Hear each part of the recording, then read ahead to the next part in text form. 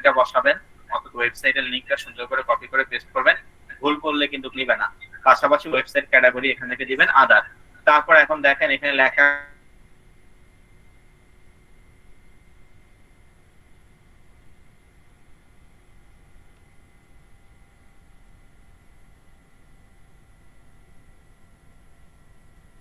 বিভিন্ন banner size 300x250, 160x600, 320x50, banner 728x50, তারপর native banner add আছে, social banner add আছে, এগুলো হচ্ছে অ্যাড।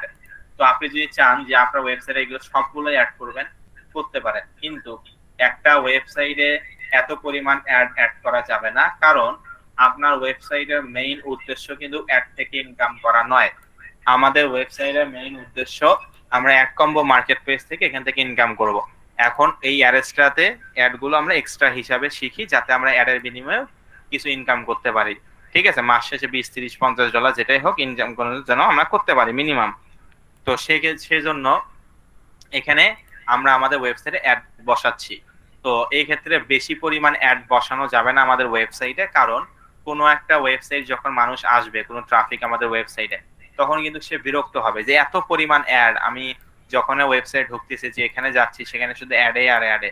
এবং পাশাপাশি আমরা প্রচুর পরিমাণে অ্যাড যদি বসাই আমাদের ওয়েবসাইটে, তাহলে আমাদের ওয়েবসাইটটা দেখতে খারাপ হবে, মানে দেখতে ভালো হবে না।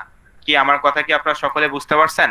আপনি চাইলে আপনার ওয়েবসাইটে সব অ্যাড বসাতে পারেন, সমস্যা নাই, কিন্তু ওই তো বললাম, একজন ট্রাফিক যখন আসবে তখন যদি দেখে যে একটা ওয়েবসাইটে এত পরিমাণ অ্যাড, খালি অ্যাড আর অ্যাডে আসে, তখন কিন্তু ওই ব্যক্তিটা বিরক্ত হয়ে আপনার ওয়েবসাইটে বেশি থাকবে না, সে চলে যাবে।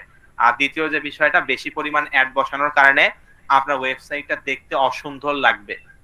তো যেমন একটা এক্সাম্পল দিই, মনে করেন আমরা হচ্ছে ইউটিউবে যখন কোনো একটা ইন্টারেস্টিং মুভি দেখি বা কার্টুন দেখি, তো ওই মুভি বা ইন্টারেস্টিং কার্টুনের মাঝখানে হুট করে একটা অ্যাড আসলে আমরা একটা বিরক্ত ফিল করি না? অ্যাডটা এখন আসা লাগলো, পরে আসুক, এটা কিন্তু বিরক্ত ফিল করি। তো আমরা বিরক্ত ফিল করলে আপনার ওয়েবসাইটে এত পরিমাণ অ্যাড বসালে মানুষও তো বিরক্ত ফিল করবে, তাই না? তখন কিন্তু সে ওয়েবসাইট থেকে সে বেশি থাকবে না। তো এই জন্য আসলে বুঝতে পারছেন অবশ্যই যে এখানে হচ্ছে আমরা বেশি পরিমাণ অ্যাড বসাবো না। এখানে আমরা গুটি কয়েক অ্যাড বসাবো যে অ্যাড গুলো থেকে বেশি পরিমাণ রেভিনিউ আসে, এবং কম পরিমাণ অ্যাড বসাবো। আমার কথা কি সকলে বুঝতে পারছেন? একটু মেসেজে বলবেন। আমরা এখানে বেশি পরিমাণ অ্যাড বসাবো না, আপনি চাইলে বসাতে পারেন, তবে কেন বসাবো না সেটাও ক্লিয়ার করে দিলাম।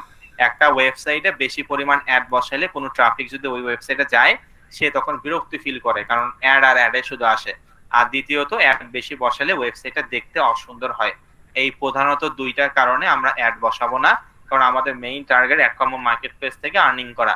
অ্যাডসটা এটা একটা হচ্ছে আশেপাশে আমরা রাখলাম, মানে নতুন টপিক, যাতে অ্যাড থেকেও ইনকাম করা যায়। ঠিক আছে, এটা আগে কিন্তু টপিকটা অ্যাড ছিল না, 45তম ব্যাচ থেকে এটা অ্যাড হয়েছে।